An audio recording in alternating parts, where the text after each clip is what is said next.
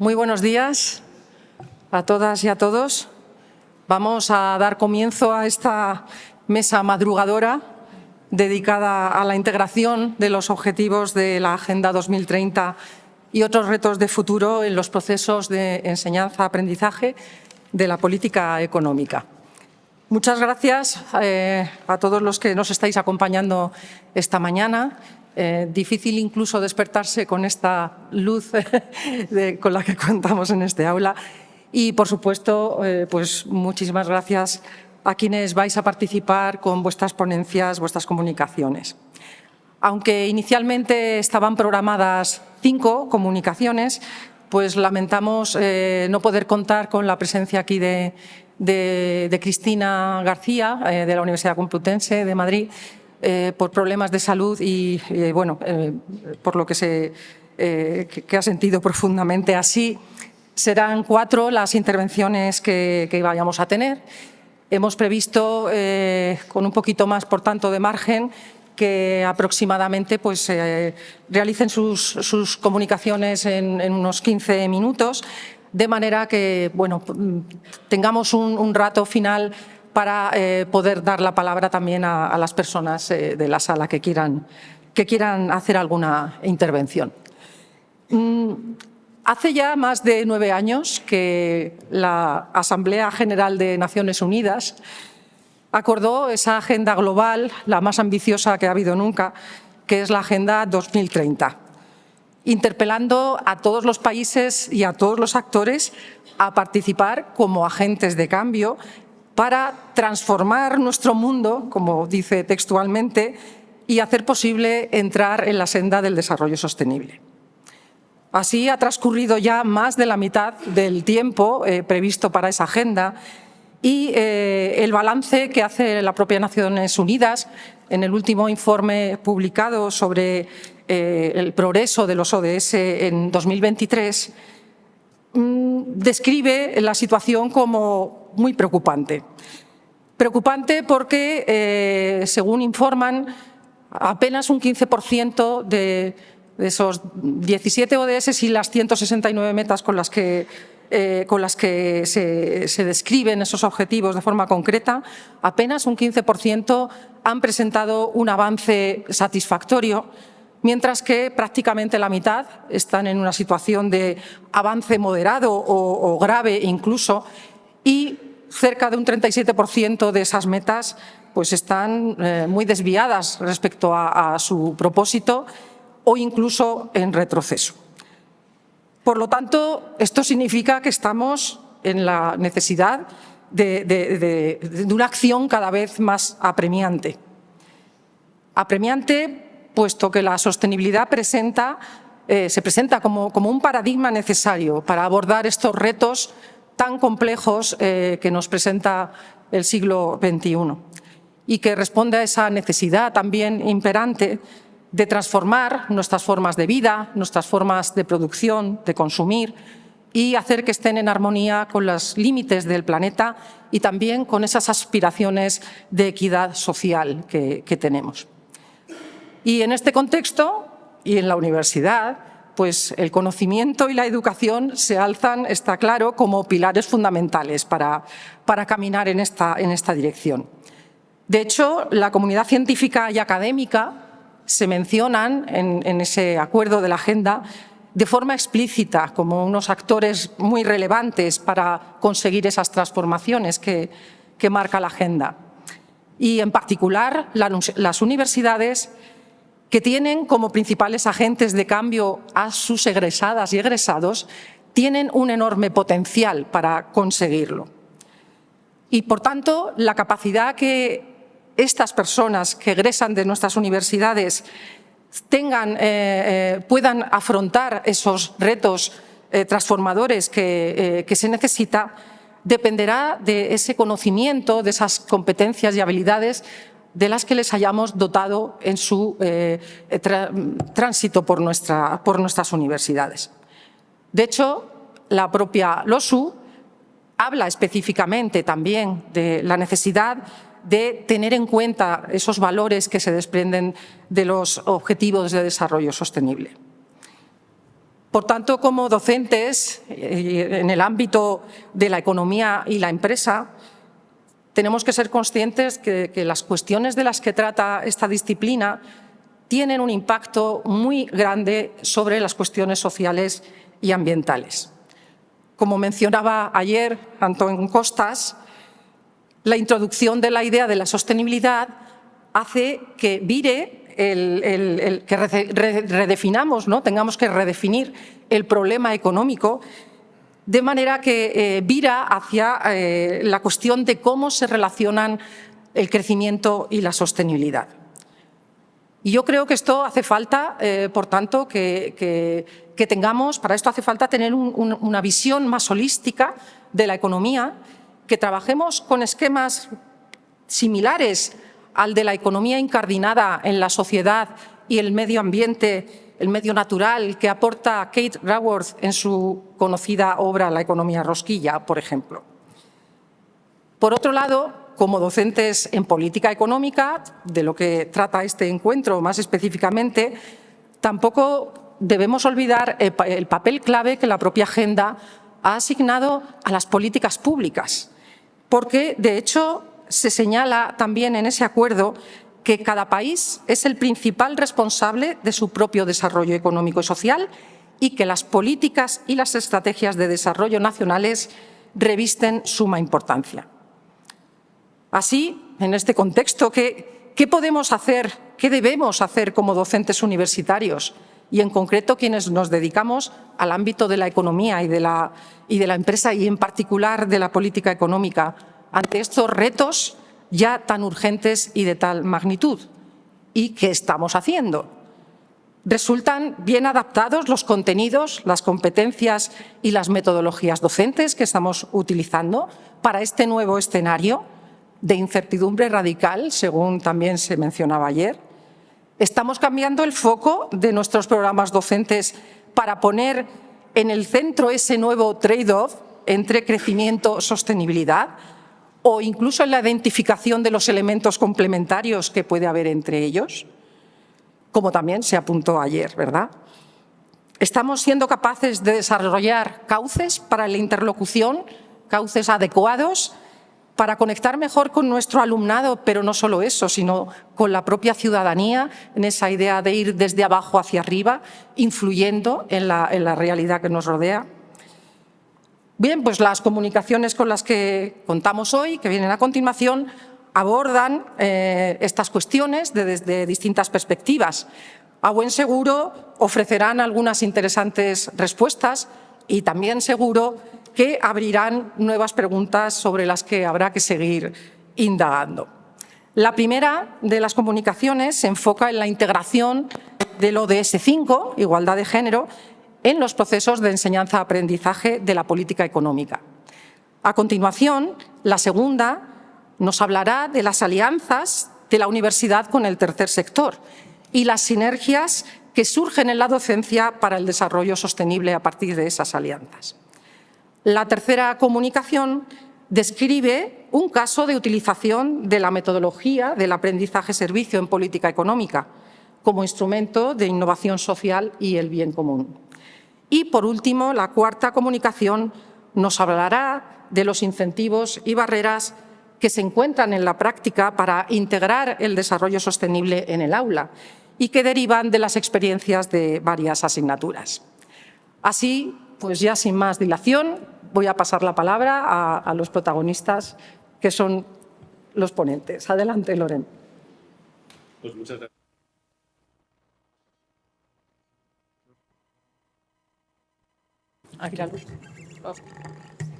Muchas gracias, Elena, primero por la invitación, por pensar en mí para hablar precisamente del objetivo del ODS 5.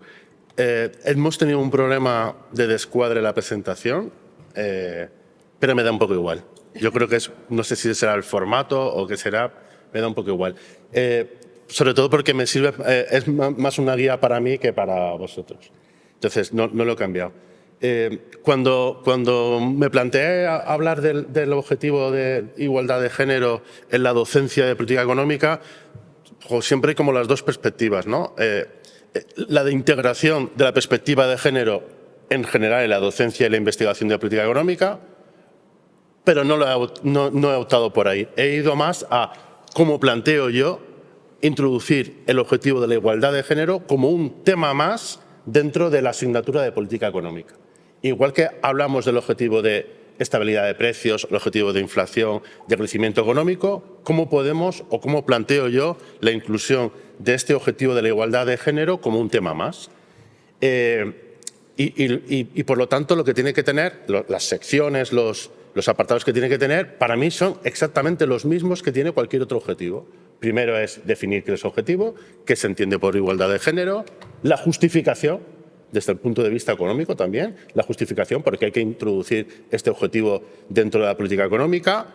Luego también importante, cuánto de importante es el problema de las brechas de género, hay que cuantificar y una vez que identificamos que es posible que haya algún tipo de problema, ir a la teoría económica, ir a las teorías, a las causas que explican esas desigualdades.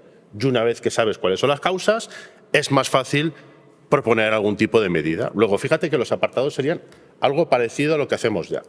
No voy a hablar mucho de lo que es la definición de la igualdad de género, todos entendemos más o menos qué es lo que es, pues fundamentalmente es una cuestión de desigualdad de trato de las personas, es una situación en la que no se garantiza la posibilidad de agencia de todos los agentes, simplemente por una cuestión del sexo biológico de las personas. No estamos hablando de que todos seamos exactamente iguales, sino que tengamos las mismas restricciones a la hora de decidir en los diferentes ámbitos de nuestras vidas. ¿En qué ámbitos? Pues en realidad es en todos los ámbitos que hagan referencia a personas, porque todas las personas tenemos un sexo biológico, tenemos una identidad de género, pues en cualquier ámbito de las personas.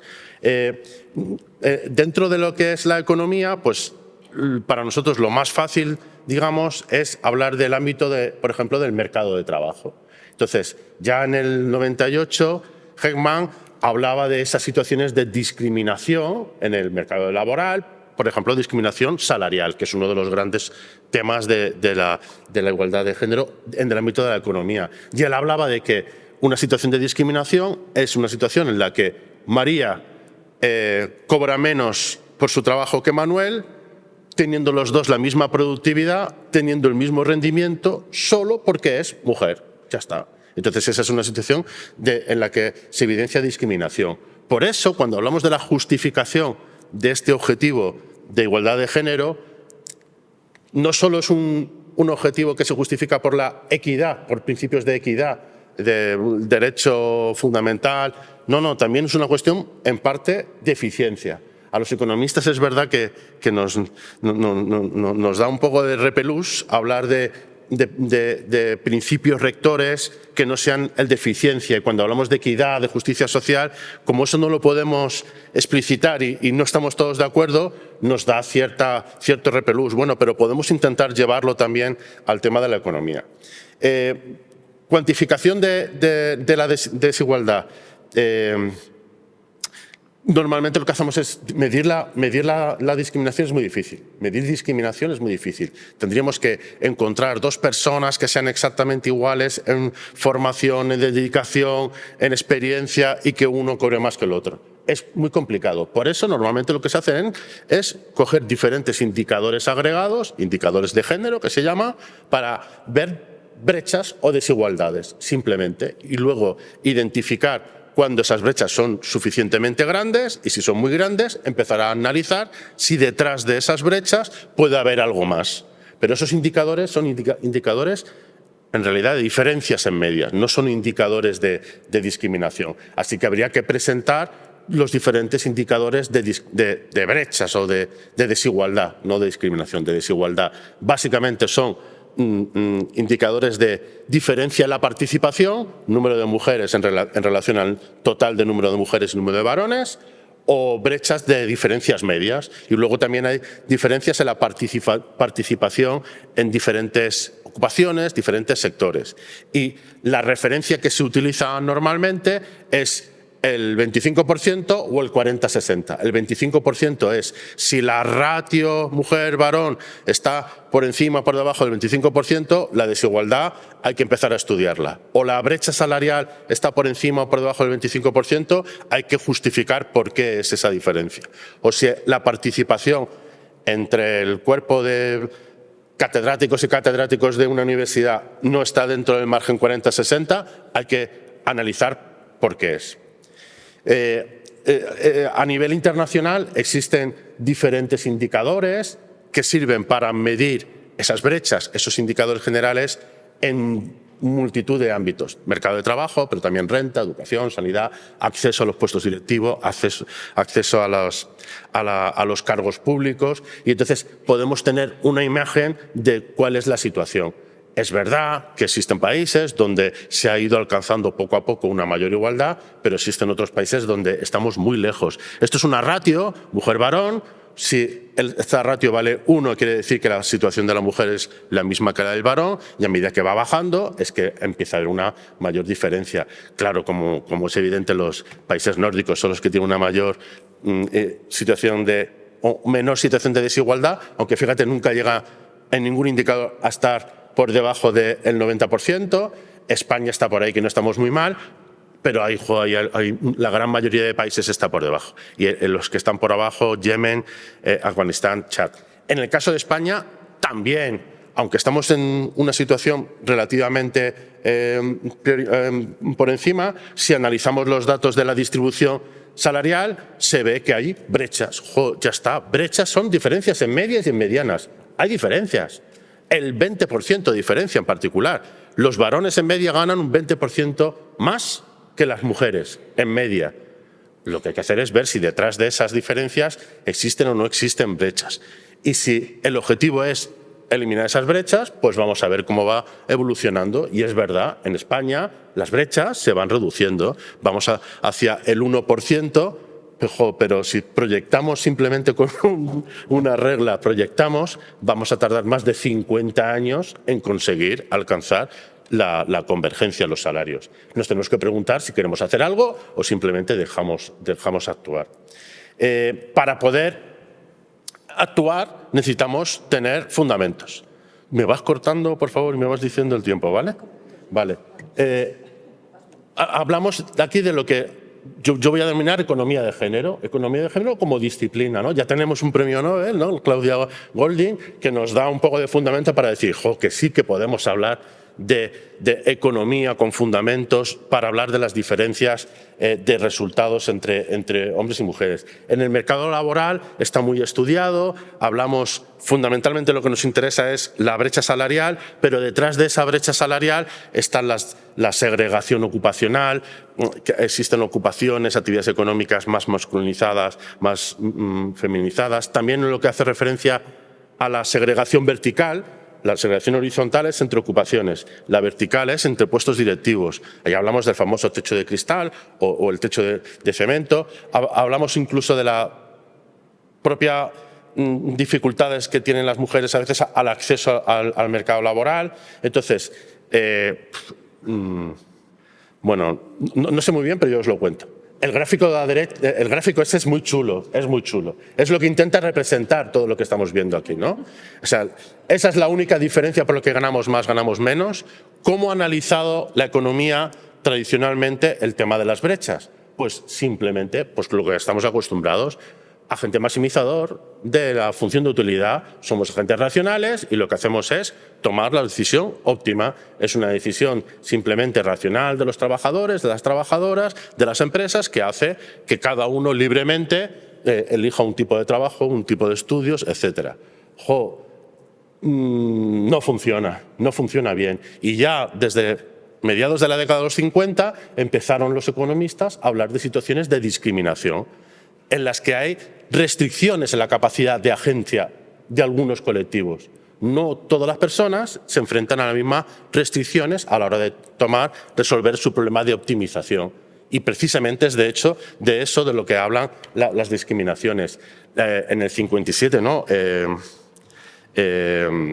Becker, ¿no? que mola mucho, ¿no? Porque introduce todo el tema de la optimización en cualquier ámbito de la vida, pues ya hablaba de las situaciones de discriminación. Simplemente hay una preferencia por la discriminación.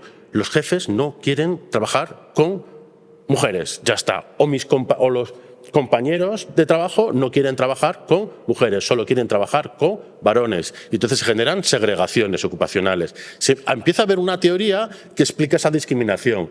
Problema, que esa teoría, ella misma dice que no hay que hacer nada. ¿Por qué? Porque como esa es una situación que es ineficiente desde el punto de vista de la empresa, las empresas que discriminen están pagando un salario por encima de lo que podrían estar pagando a mujeres con la misma productividad y entonces esas empresas discriminadoras quedarían expulsados del mercado.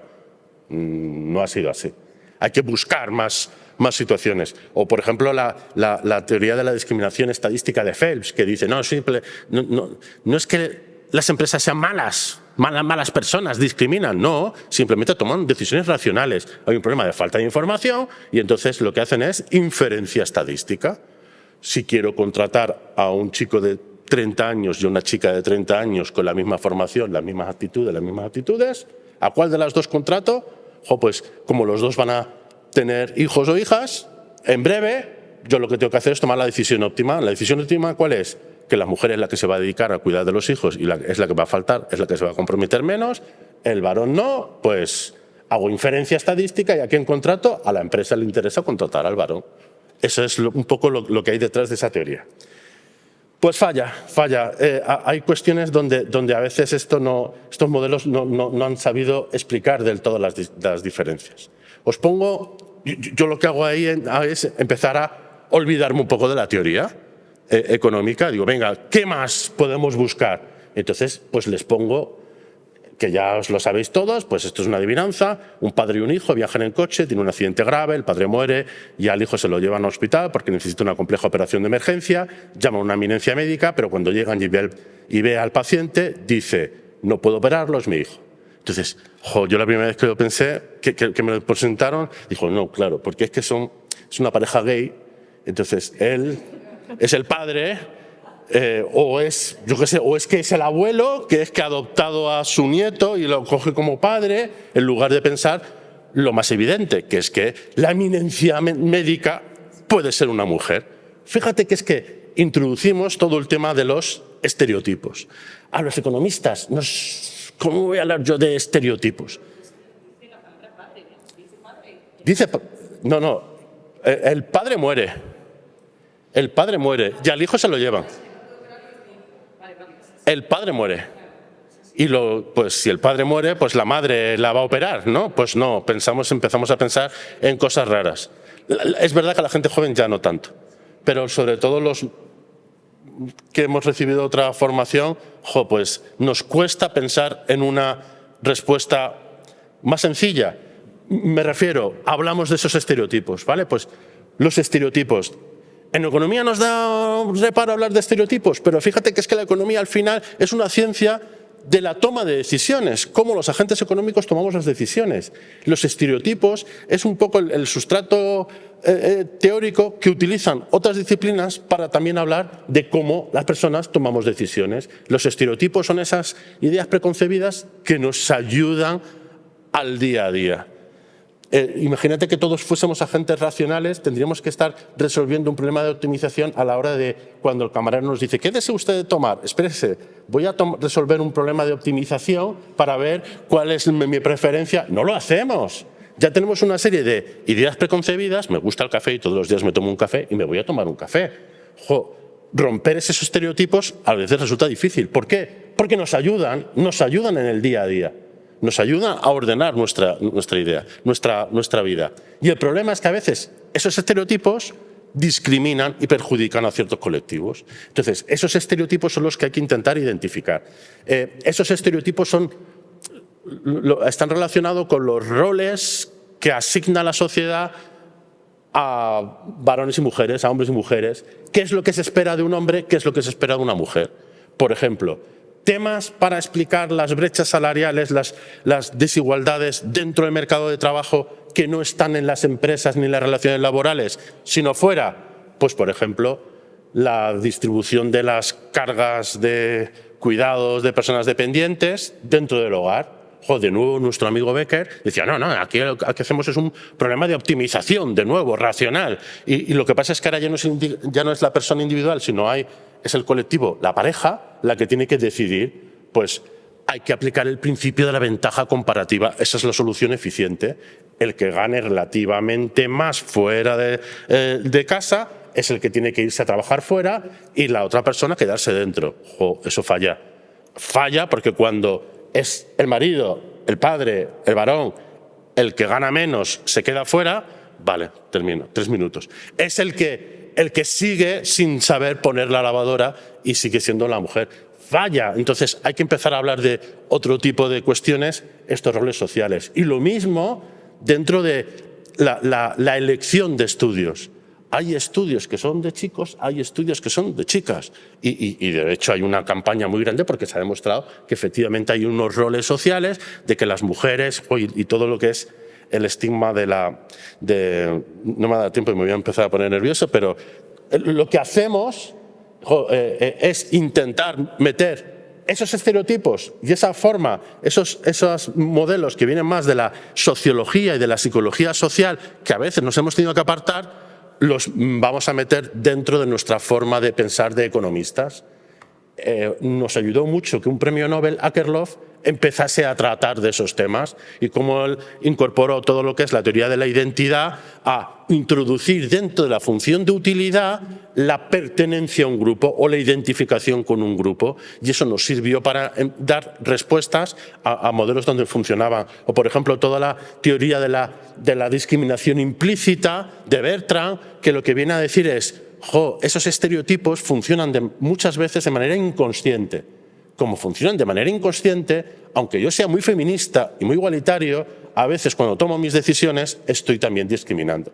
Y a la hora de los procesos de selección, simplemente estoy viendo que es un hombre y que es una mujer, como los hombres son mejores científicos que las mujeres, pues al final contrato al varón. Y hay muchos estudios que muestran que cuando esos procesos de selección se hacen ciegos, sin conocer el varón, los resultados es que se coge una situación, o sea, los resultados son mucho más igualitarios que las mujeres.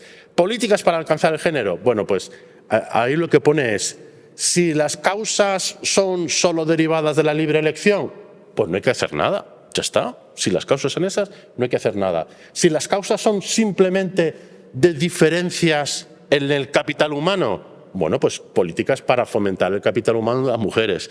Pero hay que ver, si las diferencias son por estereotipos sociales, entonces lo que hay que hacer es silbar a Vivaldi. Y eso no es un error. No me da tiempo de contarlo, pero es un poco la historia de Claude Steele en un libro donde él hablaba de cómo romper los estereotipos. Y hablaba, déjame solo un minuto, por favor. Hablaba de poner un ejemplo de Steve, que era un estudiante de la Universidad de Chicago, que era afroamericano, era negro y era un chico joven y por lo tanto le gustaba pues tener la apariencia de hip hop, iba con su gorra, iba con su camiseta grande y no tenía mucho dinero, entonces él se cruzaba un parque todas las noches para irse al 7-Eleven que estaba al otro lado de la ciudad universitaria, que era significativamente más barato. Y él lo que observaba es que cuando iba por la noche por el parque, la gente se apartaba. ¿Y por qué se apartaba? ¿Os apartaríais vosotros si es de noche, hay poca luz y veis a un chico negro con pintas un poco extrañas? Negro peligroso, inconscientemente te apartas, ya está. No, es que yo no discrimino, ya, pero prefiero irme a la otra acera. ¿Qué es lo que hizo él? Romper el estereotipo de negro igual a peligroso. Empezó a silbar a Vivaldi. Iba por el camino silbando Vivaldi. ¿Qué observó? Que la gente no se apartaba. ¿Por qué? Porque es que Vivaldi es música clásica, es música culta. Este tipo seguro que viene de la universidad, es universitario. Ya no es peligroso, ya no hace falta que me aparte. Por eso digo que si el problema es un problema de estereotipos, hay que empezar a silbar a Vivaldi, hay que romper esos estereotipos. Y para acabar con los estereotipos, lo que hay que hacer lo primero es evidenciar que los tenemos, visibilizar que tenemos esos estereotipos. De hecho, el principio fundamental para introducir esa perspectiva de género dentro de nuestra docencia y nuestra investigación es ser conscientes de que nosotros vivimos en sociedad, todos. Y como vivimos dentro, estamos bombardeados por esas señales y podemos tener esos estereotipos. Yo los tengo. Pues si no los quieres tener conscientemente, pues tendrás que esforzarte en no hacerlo. Pero lo primero es visibilizar y luego promover la igualdad. Por ahí lo pongo. Educación, educación, educación. Claro que sí, pero también con políticas. Todas las políticas, pongo por aquí algunos ejemplos. Un ejemplo claro, y ahí sí que nosotros desde nuestro grupo de investigación nos involucramos bastante, la equiparación de los permisos de paternidad-maternidad. Si hay una ley que te dice, tú, varón, yo no sé con vosotros, pero yo cuando tuve a mi hijo me dijeron, tienes 2 días para ir al registro de la propiedad, al registro civil, a registrar al niño, ayuda a tu mujer a arreglar los papeles de seguridad social y en 2 días a trabajar. Y a mi mujer, no, usted tiene 4 meses, 16 semanas. Es la propia ley la que ya está sesgando el comportamiento. Hay que romperlo. Es verdad que ahora aparecerán otro tipo de discriminaciones. Pues ahora, en lugar de discriminar a las mujeres jóvenes, discriminarán a las mujeres y a los varones jóvenes y solo se querrá a gente de 40 años y que no tenga hijos. Yo qué sé. Otro tema muy polémico, las políticas de discriminación positiva, todo lo que son las teorías de cuotas. Las teorías de cuotas es discriminación. Uno de los últimos estudios que sacó el Centro de Investigaciones Sociológicas decía un 80% de los varones se sienten discriminados. Claro, es que están discriminados porque es discriminación positiva. Es que si no vamos a tener que esperar los 50 años para llegar a ver como normalizado que haya mujeres que sean rectoras de la universidad. Entonces, son políticas de Silvara Vivaldi. Y la última que tengo por aquí puesta, bueno, esto es lo del Real Decreto de la Ley de Igualdad, que establece ya que todas las empresas tienen que informar, al menos, informar de las brechas. Y si es más de ese 25%, que es un umbral que se lo han sacado un poco de la manga, pero lo tomamos el 25%, explicar por qué. Y después, tener en cuenta que es un objetivo transversal y, por lo tanto, que en cualquier otra medida de política económica que afecte a personas, podemos estar también incorporando esos estereotipos que no queremos que aparezcan. Simplemente esta la borro, ¿vale? Y ya está. Gracias por su atención. ¿Vale? Bien, muchísimas gracias, Loren, por compartir con nosotros este tema tan bien montado, ordenado y que sin duda intentaremos también hacerlo en la universidad, en nuestra facultad. Muy bien, pues a continuación va a intervenir Beatriz Fernández Olid, que además de profesora de la UDI de Política Económica de la Universidad de Alcalá, también ocupa la presidencia en la Asociación Economistas Sin Fronteras. Pues, gracias, Elena, por la presentación. Gracias también por estar aquí. Sí, perdonad. Que decía que gracias, Elena, por la presentación y gracias por estar aquí a estas horas, que esto es, como yo digo, la mesa trampa, ¿no? La de después el viernes por la mañana. Y bueno, pues aquí estáis y aquí estamos. Bueno, pues yo en esta mesa voy a tener 2 sombreros, porque así también me lo habían propuesto y, por tanto, también se verá en mi presentación que juego con el naranja y con el azul como colores que representan a Economistas Sin Fronteras y también a la Universidad de Alcalá. Y bueno, a veces esto es parte de mi esquizofrenia propia, ¿no? De a veces en qué lado estoy y de qué hablo. Yo lo que comentaré es justamente esto, qué sinergias se pueden crear entre la sociedad civil, lo entendemos por el lado de las organizaciones sociales, en este caso una ONG de desarrollo, y la propia universidad y la formación en la universidad, la investigación en la universidad, ¿no? ¿Qué sinergias se pueden crear ahí y por qué tiene sentido el que se interrelacione? Lo primero que me planteaba es, ¿por qué una ONG falta la D, ONG de desarrollo, decide impulsar la Agenda 2030 entre la ciudadanía, ¿no? ¿Por qué meterse? Esto parece bastante lógico que se impulse la Agenda 2030 porque, bueno, muchas ONGs trabajan en objetivos como el fin de la pobreza, hambre cero, ¿no? Trabajan directamente en terreno en esto. Pero en este caso es una ONG que se llama Economistas Sin Fronteras. Aquí nos ha pasado de todo porque, claro, de toda esta familia sin fronteras, los más conocidos son Médicos Sin Fronteras, está Reporteros Sin Fronteras, Bomberos Sin Fronteras, Payasos Sin Fronteras y claro, no sé, hay quien piensa que somos todos de la misma familia. Pues es una ONG muy pequeñita que se fundó en el año 1997, precisamente por un grupo de profesores, y ayer había uno de los fundadores en esta sala, en este aula, y sí que viene de una inquietud de este mundo universitario, estos profesores universitarios que querían hacer cosas distintas a sus clases, distintas a su investigación, y tenían esa inquietud social de llegar a la ciudadanía, pero había algunos proyectos, alguna inquietud por hablar de otros modelos, de la responsabilidad social como una de las concreciones de la sostenibilidad en el mundo de la empresa, responsabilidad social corporativa, por ejemplo, hablar de pobreza también ligada a la fiscalidad.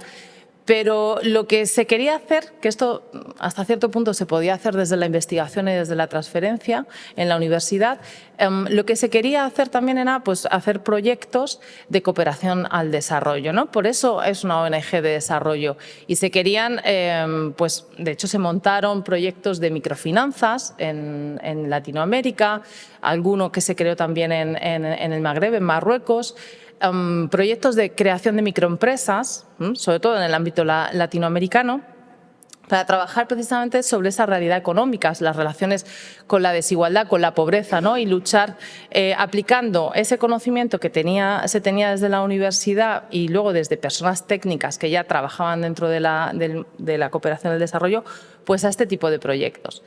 De hecho, el lema de la organización ha ido cambiando y se ha ido pasando trabajamos por una economía más justa y se ha ido transformando a trabajamos por una economía justa. Justa como sentido de que no hay grados, no puede haber grados, ¿no? No se aspira a que sea más justa porque más justo es un poco menos injusto, ¿no? Y se aspira a que sea justa. Esta es la última concreción. Pero también ha habido una reflexión en estos años, desde el año 97, a pensar que es que el enfoque dominante de la economía es inadecuado y que aquí está la clave, ¿no? Y se pueden hacer muchas cosas para poner en el centro a las personas, como esos pequeños proyectos, pero y en los que además es muy importante contar con la participación de la sociedad civil y de diferentes actores, diferentes grupos de interés. Pero lo clave está en la primera columna, cambiar el enfoque económico, ¿no? Y cómo se está planteando. Entonces, bueno, esta ONG, ¿qué hace? Pues, ¿qué hacemos? Hay diferentes áreas. Al principio, o cuando yo empecé a conocer Economistas Sin Fronteras, había 3, economía social y solidaria, responsabilidad social corporativa, inversiones éticas y cooperación al desarrollo. Y de cooperación al desarrollo empezó a surgir precisamente el área de educación para la ciudadanía. Educación para el desarrollo, que también se llamaba entonces. ¿Por qué? Pues porque incluso es un desarrollo que la propia Agenda 2030, dentro de Naciones Unidas, también ha habido. Había en estos primeros 2000 una primera agenda, que eran los Objetivos de Desarrollo del Milenio, que precisamente lo que fomentaban era esto, ¿no? La participación de las organizaciones sociales en este logro de objetivos que sí que están dentro de lo que es la política, también está dentro de las políticas, ¿no? Política internacional, pero muchas políticas que podemos encontrar, incluso las de igualdad, las de salud, ¿no? Comentaba antes Loren. Pero aquí había un enfoque más de trabajo en terreno, ¿no?, de actuar sobre estos objetivos y mucho más enfocado al tercer sector, a las organizaciones sociales, organismos multilaterales, etcétera. Pero hay una transformación, un replanteamiento. Realmente no tiene mucho sentido pensar que estamos cambiando el modelo económico porque estamos generando oportunidades para personas, ¿no?, que viven en la pobreza para crear sus microempresas, si realmente las políticas en estos países que están dominando y que están generando y manteniendo esas condiciones de desigualdad siguen estando ¿no?, son al final el poder fuerte, el poder dominante. Entonces, es poner tiritas, es poner parches sobre un problema que va mucho más allá. Yo creo que la propia Agenda de Naciones Unidas esto lo replantea y lo incluye en los Objetivos de Desarrollo Sostenible en el año 2015 y plantea que es necesario otros actores, es necesario que sí que en los Objetivos de Desarrollo de Milenio sí que apelaban a las políticas públicas, pero se entran en otros actores, ¿no?, como mucho más incidentes en el propio sistema económico, la propia empresa como un agente que tiene que cambiar sus modelos. Y no solamente las empresas, no, el resto de agentes de la economía.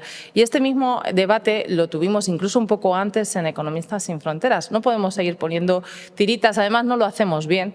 Somos una ONG de desarrollo que debemos de dejar de hacer cooperación al desarrollo.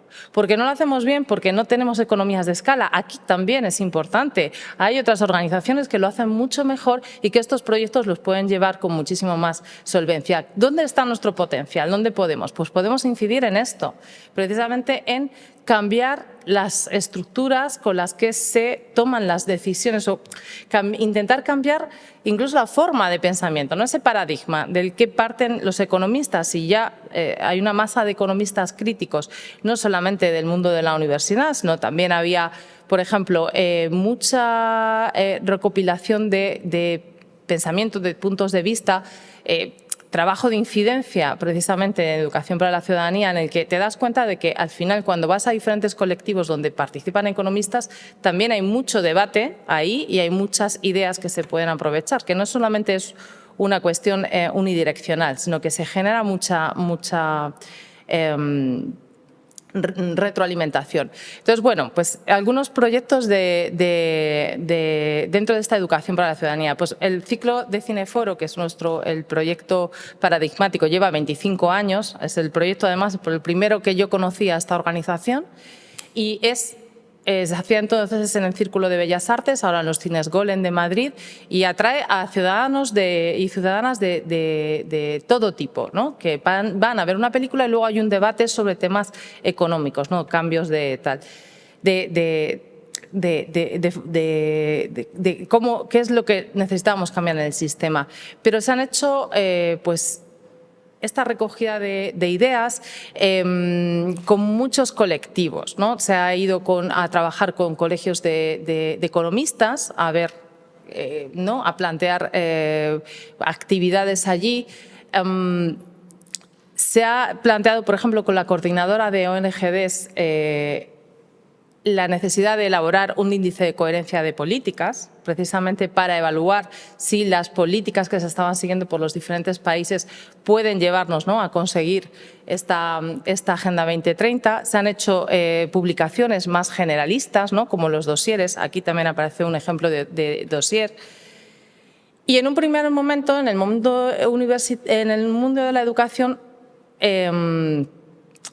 se focalizó en la educación secundaria, ¿no?, que se está enseñando en las escuelas, ¿no?, sobre el modelo económico. Y vamos a ir a hablar de otras cuestiones que muchos profesores además estaban encantados de ir allí a hablar. Pero no solamente es necesario ir a secundaria, a la ciudadanía general, a los colegios de economistas, ¿no? Dentro de lo que es un proyecto ya concreto de Agenda 2030 transformadora, y dentro además de diferentes líneas de actuación, y señalo el primer eje, que es impulsar políticas económicas coherentes con el desarrollo sostenible, aquí lo que se visualizó es quién va a tomar la decisión de estas políticas en el futuro. Los jóvenes y las jóvenes, el alumnado que están en la universidad. Importante trabajar ahí con el profesorado, con las universidades. Por tanto, aquí se enfoca el sentido de colaborar con la universidad para transformar estos paradigmas. Y es que realmente aquí está también el problema de los desafíos que los comentaba antes Elena, que los comentaba ayer Antón Costas, el problema de cómo vamos a compatibilizar el crecimiento con los objetivos de sostenibilidad, ¿no? Ahora hay que intentar encontrar una coordinación entre estos objetivos, ¿no? Incluso unas compensaciones entre los mismos. Este diagnóstico de problemas lo realizan economistas que se forman en la universidad y que también desde aquí está la posibilidad de ese cambio social. Pero claro, ¿qué se enseña en la universidad? ¿Cómo se está enseñando y qué modelos estamos utilizando, qué formas de análisis, ¿no? Y lo comentaba también Loren, porque se va avanzando, pero muchas veces nos estamos basando en modelos que se enseñaban igualmente en los 90 y que ha habido ahí un cambio. Hay diferentes colectivos, ¿no? ISIPE, que es una red de estudiantado que precisamente reclama otras visiones, no abandonar las que se siguen dando, ¿no? Esa visión más de las corrientes ortodoxas en la universidad, pero ir compatibilizando y ver todas las diferentes corrientes, ¿no? y ese intercambio de ideas. Rethinking Economics también es una red internacional que aquí se junta profesorado y también alumnado que abogan por esta diversidad. Y dentro de la política económica también hay otras iniciativas, ¿no? que plantean, por ejemplo, en el Instituto Zoe, ¿no? por Prosperidad Sostenible. De hecho, aquí también una de las asesoras es Kate Raworth. Lo que se plantea es que es necesario avanzar y generar las soluciones y hacer ese análisis y generar las soluciones desde otro punto de vista. Yo creo que Antón ayer también lo dejaba bastante claro, ¿no? Que era necesario cambiar el paradigma. En la colaboración con universidades, por tanto, se han generado diferentes tipos de proyectos, ¿no? Se ha trabajado con el profesorado y aquí hay algunos proyectos que han salido de cursos de verano, cursos de formación, ¿no? De transversalizar la Agenda 2030, por ejemplo, es un manual en que diferentes grupos de profesorado han planteado cómo lo integran dentro de su docencia y dentro de su investigación la propia Agenda 2030. Se han hecho análisis, ¿no? De qué enfoques incluso epistemológicos están dominando en la universidad y también suponiendo un cierto límite para esto. Se ha trabajado con el alumnado en escuelas de verano, también en proyectos, por ejemplo, de generar laboratorios de periodismo sobre economía, ¿no? y algunos materiales, incluso que me he traído aquí uno, que es el de grandes empresas transnacionales, que se están generando también para aplicar incluso a las propias asignaturas. En concreto, hay cinco recursos de este tipo, 5 manuales de este tipo. Bueno, más que manuales son cómo integrar esto en tus asignaturas, ¿no? Y aquí por ejemplo, se encajaría en economía mundial o por un análisis de las cadenas globales de producción, ¿no? O en asignaturas como economía política mundial. Bien, pero ya me lo traigo aquí porque ya me ha dado Elena me lo voy a traer a ponerme el gorro de la UAH. Bueno, pues ¿qué se ha hecho, no? ¿Qué se ha hecho en esta universidad? Esto que os estaba contando, hay proyectos muy diferentes con otras universidades. Pues aquí resulta que entró en terreno abonado la relación, de hecho surgió de nuestro grupo de innovación docente, que veis aquí, dentro de un proyecto que se llama ODS. ¿Qué? Para intentar llevar los ODS al alumnado, ¿no? Y ha tenido varias fases y de repente pues, hubo una conjunción, ¿no? Pues estamos buscando precisamente universidades interesadas en esto desde el punto de vista de economistas y en la UAH estamos buscando apoyos, alianzas, ¿no? Ese objetivo 17 de las alianzas. Bien, pues vamos a empezar a hacer cosas, ¿no? Y lo primero que surgió fue la idea de analizar las guías docentes de las universidades de la Comunidad de Madrid. También uno de los proyectos estrella que se presentó precisamente el año pasado, ¿no? el estudio, y analizó 1.500 guías de los estudios que se imparten en las facultades de Economía y Empresa y Turismo de la Comunidad de Madrid, de las públicas. Se analizaba aquí precisamente aquí no sé si me falta, bueno, se analizaba precisamente la integración de términos de sostenibilidad y de la sostenibilidad económica, ambiental y social dentro de las propias guías docentes, para ver hasta qué punto estaban expuestos, simplemente utilizando este recurso, ¿vale? Que sabemos que es limitado, a estos conceptos. Y al final el resultado fue que la exposición del alumnado a estos conceptos es muy limitada. Por ejemplo, en el caso de la mayor parte de los estudiantes que se concentran en los grados de ADE, en más de una tercera parte de las guías docentes de las asignaturas que cursan no hay ninguno de estos conceptos y hay una limitada penetración.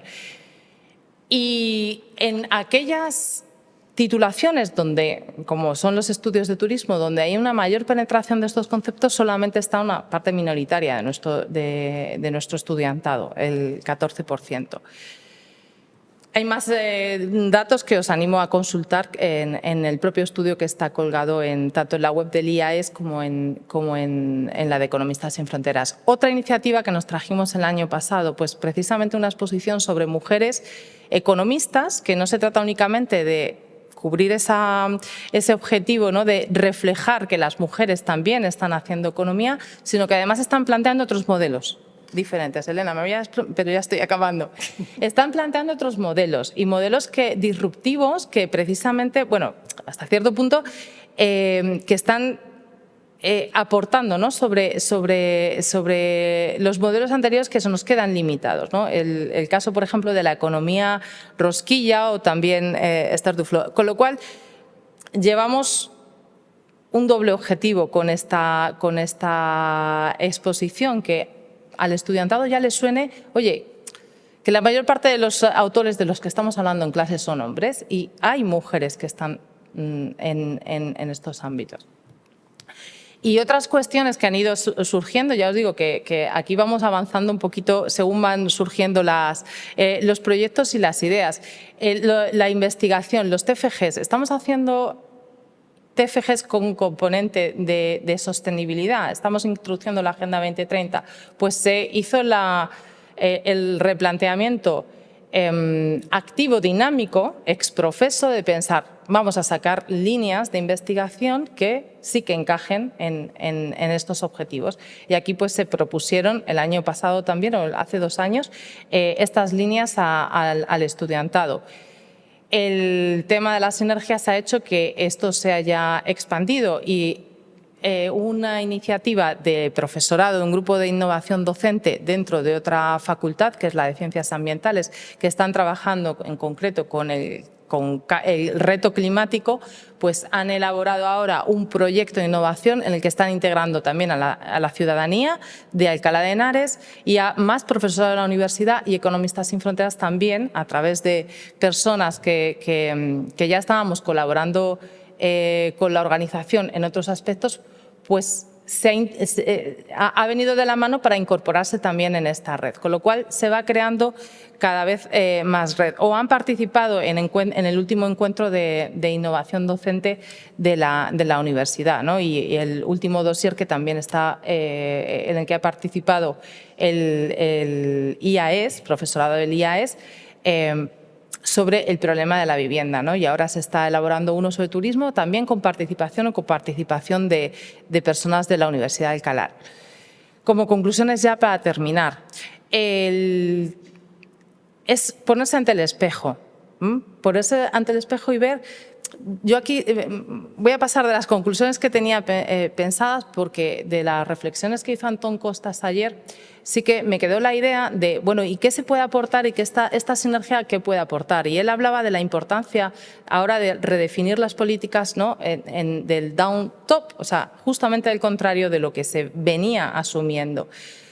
Puede ser una opción esta colaboración de las ONGs, y ya no solamente voy a hablar de Economistas sin Fronteras, que es muy particular y está muy ligada a la universidad.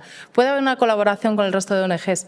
Las ONGs en sí no son la ciudadanía como tal, y esta es una reflexión que tenemos dentro del sector. ¿Hasta qué punto estamos representando a la ciudadanía? Pero hay una vinculación y hay una cercanía mayor, con lo cual sí que como mínimo podemos ser unos agentes de interlocución, unos agentes en esa vía. Con lo cual ahí lo dejo simplemente como importancia para el papel que se puede jugar para el desarrollo de políticas. Y muchas gracias. Perdona Pues muchísimas gracias, Beatriz. Muy bien, pues a continuación Teresa Fernández de la Universidad Rey Juan Carlos tiene la palabra. Si me ayudas a ver dónde. Aquí y aquí en el.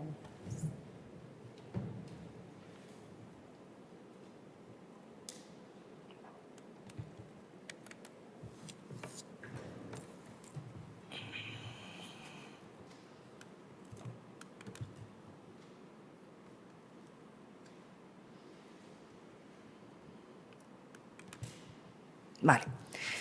Pues buenos días, estoy encantada de estar aquí en la casa de mis padres académicos y siempre es un placer, nunca me he ido de esta casa, pero sí que he desarrollado, como sabéis, mi trayectoria en la Rey Juan Carlos, donde estoy muy feliz también y bueno, lo importante de todo esto es que siempre hay sinergias positivas entre grupos, entonces pues fantástico.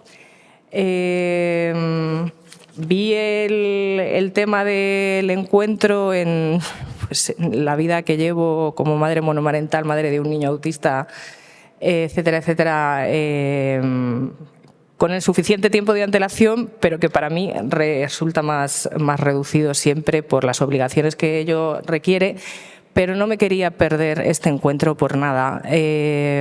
Porque yo hago innovación docente desde la perspectiva más micro en la universidad.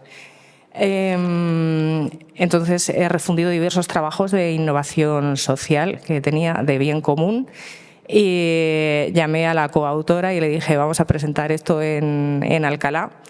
Y bueno, esto es parte de otro, ella está trabajando en otra cosa también, entonces esto resultará en algo más allá de esta presentación. Me dijeron que tenía que mandar la presentación, pero realmente creo que voy a hablar más que exponer esto y voy a empezar por los objetivos. Nos estamos enfrentando a un contexto completamente diferente de cuando estudiábamos nosotros. O sea, que, tenemos una situación en la que la OTAN ha dicho ayer que tenemos que prepararnos en Europa para estar pensando en estar en un estado de guerra. Estamos en un estado de guerra. La amenaza de Putin, la vuelta de Trump al poder, las alianzas con Corea del Norte, China, por ahí también. Entonces, ¿qué es lo que tenemos que hacer nosotros? Nosotros tenemos que abordar los temas de la política económica no como los hemos abordado siempre, sino que los tenemos que abordar desde una perspectiva estratégica y, sobre todo, desde una perspectiva resiliente. Nuestro compromiso y nuestra obligación no es solamente impartir los contenidos tradicionales que hemos impartido hasta ahora, pues crecimiento económico, pleno empleo, estabilidad de precios, etcétera, etcétera. Yo me acuerdo cuando estudiaba, realmente los temas más atractivos que me parecían a mí eran los temas que parecían innovadores como calidad de vida, medio ambiente. No estaba muy desarrollada la perspectiva de género, entonces pues es desde aquí, desde donde debemos partir. Esto supone, como decía Antón Costas ayer, redefinir ese trade-off que tenemos entre objetivos que se deben incluir en las guías docentes. O sea, tenemos que impartir unos contenidos porque los alumnos tienen que aprender, pero ¿cómo los vamos a organizar? ¿Cómo vamos a organizar? ¿Qué asignación de tiempo vamos a hacer? Y sobre todo, ¿qué otras cosas vamos a meter en nuestras guías docentes y en nuestra forma de impartir la clase para dotar de estas competencias de resiliencia a los alumnos? Bueno, pues esto se puede hacer desde un punto de vista macro, es decir, esto es un proceso de co-creación. El aprendizaje-servicio, que es el objetivo de mi presentación, es un proceso de co-creación.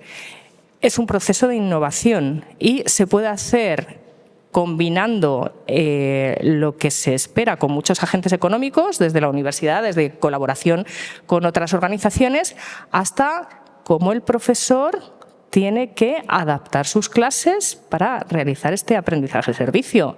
Yo parto también no solamente del contexto de la OTAN, del nuevo contexto de la redefinición de objetivos, de eso que decíamos ayer, del teorema de la imposibilidad de Arrow. Bueno, será imposible, pero que hay que hacerlo menos imposible, ¿vale?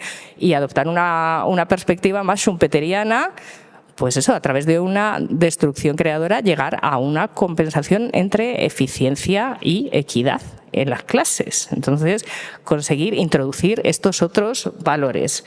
A mí me ha interesado siempre el aprendizaje-servicio,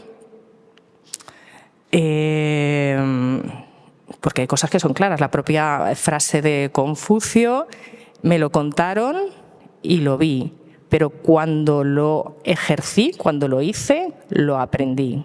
Realmente las cosas que se aprenden son en las que te implicas y las que llevas a cabo. Vale, entonces, política económica es una asignatura que, bueno, todos lo sabemos, la vocación a la acción ha estado ahí, siempre es parte intrínseca de la política económica. Entonces, en mi exposición yo relaciono política económica, innovación social a través del aprendizaje-servicio e incorporación de objetivo de bien común a las asignaturas de política económica y a la práctica. Y como este aprendizaje-servicio tiene un carácter vertebrador, entonces en una primera parte pues se analiza esta relación a 3 bandas y en la segunda parte se identifican aspectos de una buena gestión del aprendizaje-servicio en política económica en la universidad. Bien. Como os he dicho, en el año 2010 pues empiezo a colaborar con Rosario Asián, con Óscar Montes, que está aquí, con Miquel Zurbano, que no está, para escribir en innovación social. Incluso presentamos un proyecto a la Comisión Europea, que ese no le ganamos, hemos ganado otros, pero no le ganamos, sobre innovación social. Y el tema estaba entonces bastante incipiente. Bueno, pues estudiamos cómo era una innovación abierta, y básicamente la idea entonces era llegar, la innovación abierta pretendía llegar, y la innovación social, por tanto, a donde no llegaba el Estado. El Estado se suponía que era el garante, el que tenía la potestad de llevar a cabo esa innovación social. Se definían los parámetros, que los analizamos: innovación de producto o de servicio. La innovación social comparte estas 4 características. Es un proceso también. Algo muy importante que tiene la innovación social es la visibilidad a través del establecimiento de estrategias de marketing, de organización y de redes. Y sobre todo la innovación social es inclusiva y es participativa a través de las estrategias que también puso de manifiesto ayer el profesor Antón y que acabamos de hablar también, las ha comentado Beatriz. Estrategias de bottom-up y estrategias de crowding que promueven la eficacia de las políticas sociales y que realmente pues concomitan con los procesos de aprendizaje-servicio. Cuando nosotros llevamos a cabo un aprendizaje-servicio en clase, e incluso incluyendo otras técnicas de aprendizaje como es el aprendizaje cooperativo, estamos promoviendo que los alumnos puedan manifestar esas inquietudes y estamos haciendo crecer a los alumnos. En la visión que acabas de exponer de las organizaciones, de cómo se puede integrar a la universidad, creo que un papel fundamental lo deben tener los alumnos. Hay que preguntar a los alumnos cuáles son sus inquietudes para que nosotros podamos convertirnos en referentes de los alumnos que hoy en día tienen muy malos referentes, entre comillas, o sea, referentes de influencers, de no sé qué, pues podamos ser referentes de calidad para abordar temas que no solamente les interesen, sino que van a ser cruciales en su vida. Entonces, esta estrategia de crowding in y desde lo más bottom, desde lo más desde la base hacia arriba, pues deben participar los alumnos ciertamente. Bien. En la redefinición de objetivos, otra de las líneas de trabajo que llevé al Congreso de Bilbao en 2013 era la política del bien común, que básicamente es atender en política económica a la consecución de los fines últimos recogidos en la Constitución, que están recogidos en el título preliminar. Y la cuestión que se plantea es cómo definir esos valores. La propia Agenda 2030 pues tiene muchos ítems, tiene hasta 169 tipos de valoraciones, pero es difícil muchas veces valorar esto, y el propio Lorenzo Scott pues, lo ha definido. ¿Cómo valoramos? A mí me da miedo. En su exposición ha dicho cómo las empresas realizan una inferencia estadística para valorar esto. ¿Qué nos va a pasar con la introducción de la inteligencia artificial cuando las empresas utilicen esta inteligencia artificial para hacer esos modelos de inferencia estadística? ¿Quién controla a la inteligencia artificial los contenidos que se están aportando?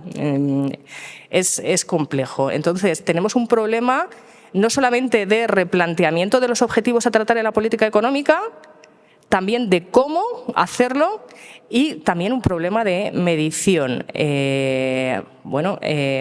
Yo explico en mi clase, y lo digo siempre, la competencia perfecta es una falacia. Es raro que se cumplan todos los objetivos de todas las condiciones de la competencia perfecta, y el PIB pues, es el mejor indicador que tenemos, el que utilizamos normalmente, pero yo dedico 1 o 2 clases a hablar de las inconsistencias del PIB y hablo de la felicidad interna bruta, del caso de Bután, de los estudios que se han hecho, de todos los parámetros que hay para medir esa felicidad interna bruta, de la obsolescencia programada por otro lado, y propongo trabajos también de economía circular, etcétera, etcétera. Entonces, uno de los problemas fundamentales que tenemos es cómo medir esta innovación social. En ese paper de Bilbao nosotros hicimos a nivel empresarial, utilizamos la matriz del bien común que se puede trasladar al aprendizaje-servicio para medir la productividad tanto de los trabajos que han realizado los alumnos y de su desempeño docente, como del desempeño que está realizando la universidad a la hora de concretar en las guías docentes estos objetivos. En tu exposición, Beatriz, has dicho que en el análisis de las 1.500 guías docentes aparecían estos términos muy poco y que los alumnos los tenían muy poco conscientes. Es que realmente a nosotros en las guías docentes nos piden que incluyamos parámetros de aprendizaje cooperativo, de aprendizaje servicio, pero luego no se muestran a los alumnos. Por lo menos en la nuestra no se muestran. Tampoco se obliga desde una base fundamentada. Nosotros tenemos un potentísimo portal de innovación docente y un potentísimo servicio de formación en la Rey Juan Carlos que nos da, además, un ecosistema, lo han definido como ecosistema de aprendizaje docente ilimitado, pero no es obligatorio. Entonces, lo hace el que quiere y el que tiene interés. Y yo creo que esto debería ser parte de una formación obligatoria. Si queremos que estos objetivos se redefinan y estas prácticas se redefinan, debería ser obligatorio. El único incentivo que hay es que, bueno, luego en docencia pues puedes conseguir las mejores calificaciones, como me pasó a mí el año anterior. Pero se trata de que haya una sensibilización y de que el resultado llegue a todas partes. Siguiendo con la matriz del bien común, puesto que, bueno, entonces hemos hablado de bien común, hemos hablado de la innovación docente y hemos hablado de cómo ese aprendizaje-servicio puede llegar a trasladar esa innovación a todo el mundo. Gracias. Se debe hacer una buena gestión del aprendizaje-servicio en aras a la mejor producción de innovación social y tenemos debilidades, amenazas, fortalezas y oportunidades. Debilidades, lo de siempre, considerar a la asignatura como algo conceptual, el uso excesivo de modelos matemáticos, lo que he dicho antes, es algo de lo que se ocupa el Estado, la innovación, y no hace falta en países desarrollados porque ya estamos desarrollados, entonces, ¿qué nos va a pasar? No, hay una amenaza. Amenazas en lo que acabo de decir, falta de formación en innovación social, falta de potenciales agentes y beneficiarios, falta de sensibilización, falta de financiación para actividades ad hoc, falta sistemas educativos rígidos y desincentivadores, falta de infraestructura de apoyo tanto física como social, redes, es necesario el papel de las redes. Fortalezas, pues lo que he dicho, en ciertas universidades hay oficinas de voluntariado, de aprendizaje-servicio, tenemos incluso clínica universitaria en la Rey Juan Carlos, que va más allá del aprendizaje de servicio, clínica jurídica, me refería, y de los portales de innovación docentes. Dar voz a los emprendedores sociales en la universidad. Nosotros tenemos viveros de empresas. Es importante, dentro de los viveros de empresas, hacer seminarios donde se muestre qué están haciendo nuestros emprendedores en términos sociales. Medición de la matriz a través de medición de la productividad a través de la matriz del bien común. Ir al fondo, o sea, cada alumno es un ser individual, aplicar el sentido nórdico de la educación, de lo que también habló Antón Costas y que también nosotros teníamos un paper en 2017 sobre la eficacia de la prestación de los servicios públicos. Y oportunidades, pues todas las que hemos dicho. Cuanto más se aprenda en este ámbito, pues mucho mejor. No me extiendo en las oportunidades porque tengo solo minuto y medio ya. Entonces, simplemente ilustrar con la matriz del bien común y cómo se puede aplicar al aprendizaje-servicio. Básicamente, en la matriz del bien común relaciona los valores fundamentales con stakeholders, con participantes. Y si descendemos al aprendizaje-servicio, nos referiríamos al apartado D, donde los clientes serían los alumnos. Clientes, productos, servicios. Hacer a los alumnos copropietarios de ese conocimiento. Bueno, si alguien se lo quiere mirar luego, pues puedo pasarlo o lo que quiera, pero quiero terminar con algunas experiencias y perspectivas de que hemos dicho que este aprendizaje-servicio se puede hacer de manera coordinada, creando redes, involucrando a toda la universidad, a otras universidades, etcétera, etcétera. Pero yo creo que lo pequeño es hermoso y que lo importante está en que nosotros apliquemos ese margen de maniobra. Nosotros tenemos margen de maniobra en clase para hacer esto. En concepto, en ejemplo, sobre todo en el ejemplo. A mí me ha servido y quería contar esta experiencia, quiero contar dos experiencias que son muy micro, pero que son definitivas. La DANA. Yo tengo una alumna de Valencia que desapareció tras la DANA. Vamos, no desapareció porque sabíamos que estaba. Yo preguntaba a los alumnos, digo, esta alumna, dice, no, está allí, pero está cooperando. Yo les dije a mis alumnos, digo, sabéis que esta chica se está perdiendo clases, por favor, haced el favor de pasarle los apuntes, pero que sepáis que cuando esta persona vuelva, mi contribución a Valencia va a ser repetir estas clases, porque esta persona bastante catástrofe ha tenido ya como para suspender la asignatura. Eso es un ejemplo, eso es aprendizaje-servicio. O sea, repetir 2 clases supone dedicar tiempo extra. Es un servicio. Ellos lo perciben en la manera en que puedan percibirlo, pero les crea una conciencia ya social.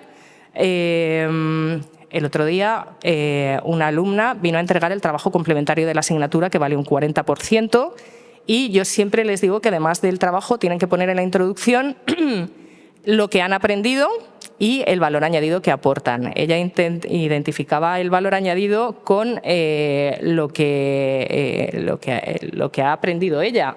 Digo, no, el valor añadido es lo que aportas tú a la comunidad científica. Es una alumna de primero de criminología y me miraba así como diciendo, ¿yo qué voy a aportar a la comunidad científica? Digo, tu trabajo es un trabajo científico y quiero que tengáis, paré en ese momento y les hice extensiva la conversación, digo, por favor, estad atentos todos porque lo que hacéis aquí, quiero que valoréis cada una, a partir de ahora, cada una de las acciones que realizáis, no solamente desde el punto de vista académico, sino desde el punto de vista de crecimiento personal y de aportación a la comunidad. Todos podemos aportar a la comunidad con cada una de las acciones que realizamos. Y bueno, me gustaría extenderme mucho más, pero como tú has hablado ya de las guías docentes y todo esto, pues esa parte la obvio. Y muchas gracias. Pues muchísimas gracias, Teresa. Disculpad que os estemos avisando de la falta de tiempo. Pero bueno, pues interviene por último Marta Carrillo, es profesora de nuestra UDI de la Universidad de Alcalá. Adelante, Marta. Buenos días a todos. Gracias por la presentación, Elena.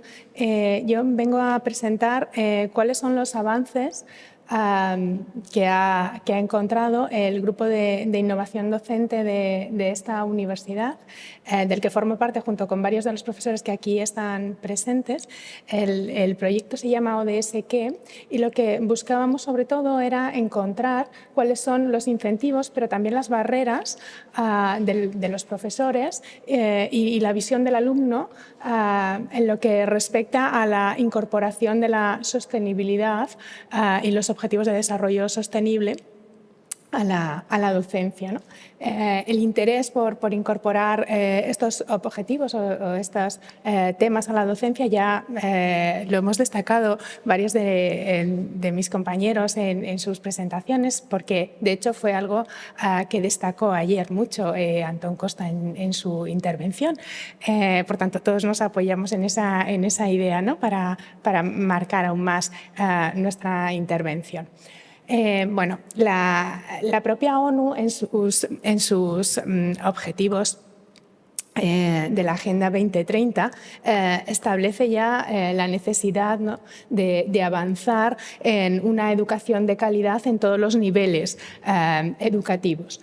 Y dentro de ese objetivo general, la ONU lo que marca en su Meta 4.7 es la necesidad de que todo el alumnado pueda recibir o pueda adquirir conocimientos tanto teóricos como prácticos que le promuevan el desarrollo sostenible, o sea, que obtenga los conocimientos necesarios para asegurar una vida sostenible, ¿no? La universidad en este sentido tendría un papel relevante en la formación de futuras personas sostenibles y también futuros líderes económicos y empresariales sostenibles.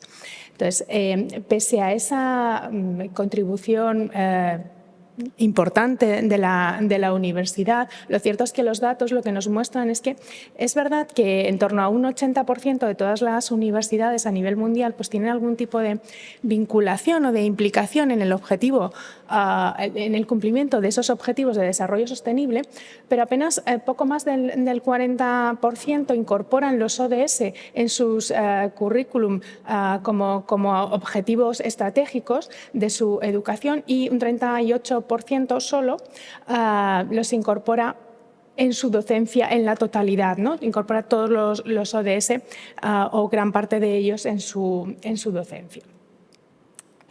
Nuestro objetivo era pues, intentar ahondar un poco en cuáles son las razones cuáles son, por un lado, los incentivos que encuentran los profesores para incorporar esos objetivos en su docencia y, sobre todo, también conocer cuáles son las principales barreras que encuentran el profesorado para cumplir con ese objetivo, apoyándonos para eso en la percepción que tienen los alumnos sobre la importancia de los ODS.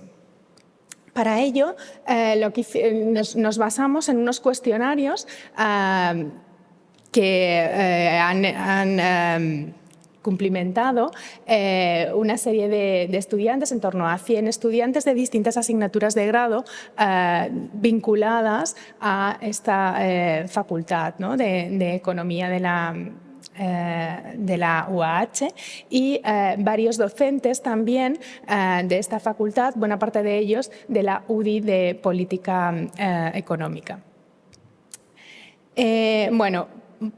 ¿Cuáles son los resultados más importantes que extraemos, ¿no?, de este análisis?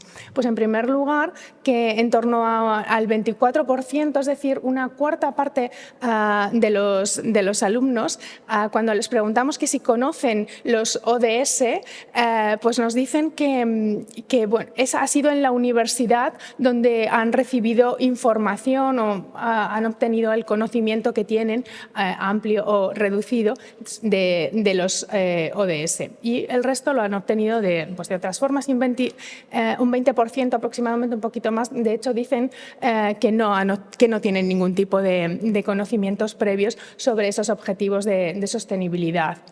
El papel de la universidad en este sentido sí que parece quedar reforzado cuando ahondamos un poco en esos resultados y desagregamos sus respuestas en función de los cursos a los que pertenecen esos alumnos. Y entonces lo que vemos es que cuando las respuestas de los alumnos que ya tienen un cierto bagaje en la universidad, por tanto que ya han pasado varios cursos y, por tanto, varias asignaturas en esta facultad, fundamentalmente, pues su grado de conocimiento sobre los ODS aumenta, ¿no?, y se sitúa en torno al 50% aproximadamente. Y de hecho parece que a medida que pasan los cursos, sí que la docencia o el conocimiento de los ODS adquiere un aspecto un poco más transversal, porque más o menos el 70% de estos alumnos lo que dicen es que no han escuchado hablar o no han recibido docencia de los ODS en un aspecto concreto, sino que se ha vinculado a varios de los temas de su grado, ¿no? Entonces parece que se amplía ese aspecto. Cuando les preguntamos a los alumnos si consideran que los ODS y la sostenibilidad es algo importante, pues sorprendentemente en torno a un 70% nos dicen que sí que consideran que va a ser algo importante en su vida profesional, y más importante en ese aspecto que en lo que a su vida personal se refiere. Pero en este caso también parece que la contribución de la universidad es positiva, porque cuando desagregamos nuevamente los datos en función de los cursos, pues lo que vemos es que los alumnos, como os decía, que ya tienen un cierto recorrido en la universidad, son más conscientes de la importancia que tienen los ODS en su vida profesional, y hasta un 90% de esos alumnos consideran que tiene una importancia subrayable, ¿no? Un 70% más o menos, de hecho, dicen, o un poquito más, dicen que esa importancia realmente es subrayable, ¿no? Y la mayor parte de ellos, además, nos dicen que estarían interesados en mejorar sus conocimientos sobre estas cuestiones, es decir, que se ampliase la docencia en la universidad sobre aspectos relacionados con la sostenibilidad. Complementemos entonces ese interés a priori de los alumnos por la sostenibilidad con la visión de los profesores. del sondeo de los profesores, buena parte de ellos, como os decía, de la UDI de política económica o vinculados en cierta forma a esta facultad, pues solo la mitad de ellos más o menos nos dicen que sí que incluyen la sostenibilidad y los ODS en su docencia, pero los que no lo hacen parece que sí que estarían interesados en hacerlo si tuviesen las herramientas necesarias, ¿vale? Si tuviesen un apoyo para hacerlo. Bueno, ¿cuáles son los incentivos que encontramos entre el profesorado de la UAH para la inclusión, es decir, para que incorporen estos aspectos de sostenibilidad en su docencia? Bueno, en primer lugar, todos o buena parte de ellos señalan su propio interés personal en estas cuestiones. Y mayoritariamente lo que señalan es que les parece importante incluir los ODS y la sostenibilidad en sus clases porque es un aspecto importante y actual de cara a la docencia de sus alumnos. Es decir, tratan de actualizar el temario, ¿no? Y llevarlo lo más posible a la realidad y a las necesidades, ¿no? Esa vinculación futura, ¿no? De la que hablaba ayer en cierta forma Antón Costas, ¿no? cuando hablaba de la incorporación de la sostenibilidad a esos objetivos y la nueva política económica y demás, ¿no? Bueno, se citan otros aspectos importantes que también pueden tener un cierto peso a la hora de incorporar los ODS a la docencia, por ejemplo, los aspectos relacionados con la innovación docente, incluso la receptividad que muestran los alumnos a estas cuestiones. Y entonces, ¿cuáles son las barreras que señalan los profesores, ¿no? En el fondo, si existe una intención de ampliar la docencia y parece que todos estamos de acuerdo en que debemos ahondar en estas cuestiones, ¿cuáles son las barreras que manifiestan en general por las que no se avanza mucho en este tema? Bueno, en primer lugar, todos los profesores sondeados en este estudio señalan que es un aspecto relevante la sostenibilidad y que de hecho sí que tiene vinculación con su área de especialización, es decir, con su docencia, es decir, si no lo incorporan no es porque lo vean como algo lejano a las cuestiones que tienen que explicar en clase. ¿Cuáles son las razones que señalan que limitan, ¿no? Esto? Pues fundamentalmente algunas de las que se ha referido antes la profesora María Teresa Fernández en su exposición. Por una parte, la rigidez de los programas y sobre todo la falta de tiempo para explicar todo el temario, ¿no?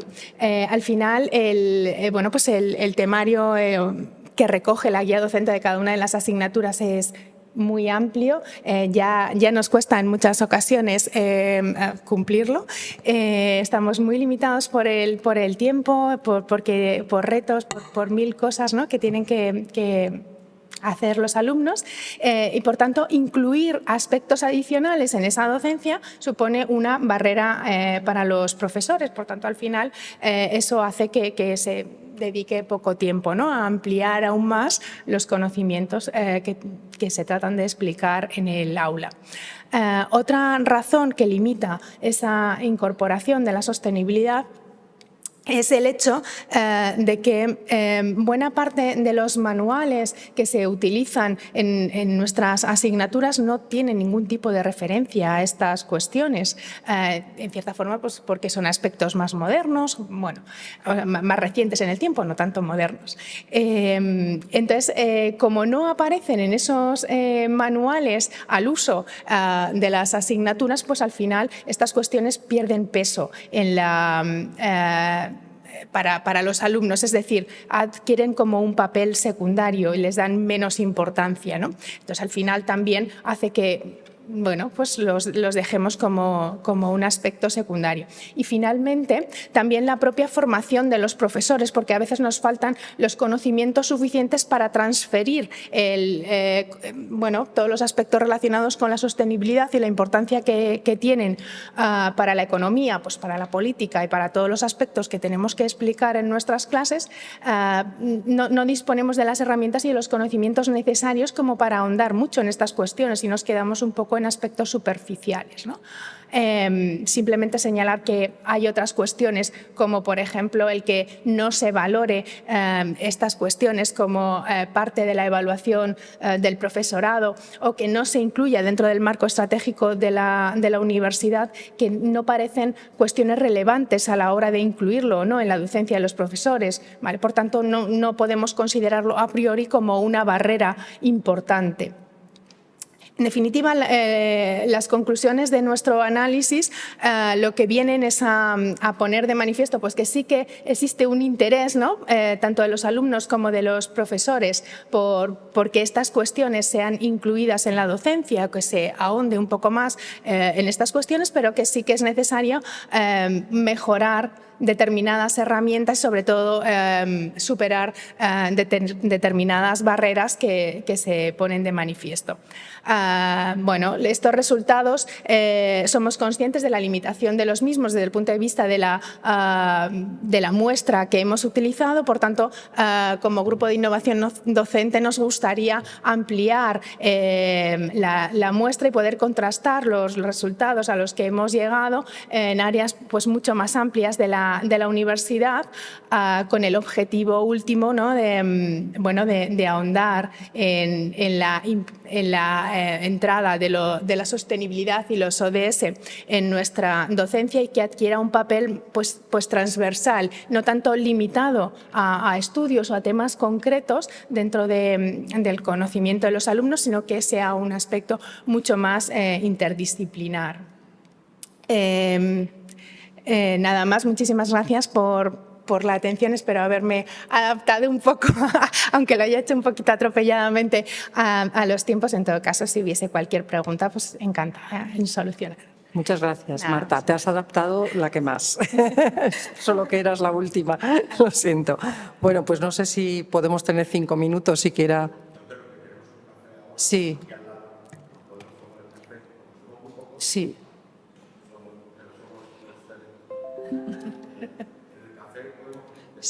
Sí, perfecto. Incluso...